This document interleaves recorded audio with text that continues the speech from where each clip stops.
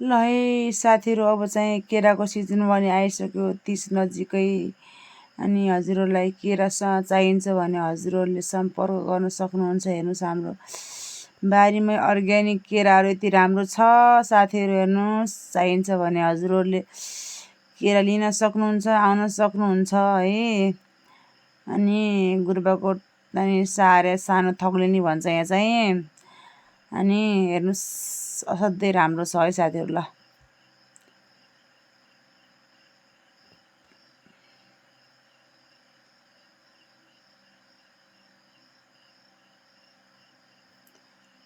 आज चाहिँ मेलकुन जाँदैछ है। आज गल्ला चाहिँ हजुरहरूलाई 30मा केरा चाहिन्छ भने सम्पर्क गर्नुहोला।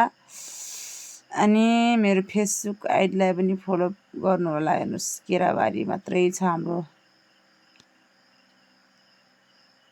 राति छ त्यो केरा लगाएको ठाउँमा हामी त त्यो माइला बाइक ल्याउन गइगयो, चामल बनायो, आइगयो। म त थाहै भएन, बुवाले पैसा लिँदै भनिदियो। अनि भन्थ्यो अब मैले नचिनाउमा कहाँ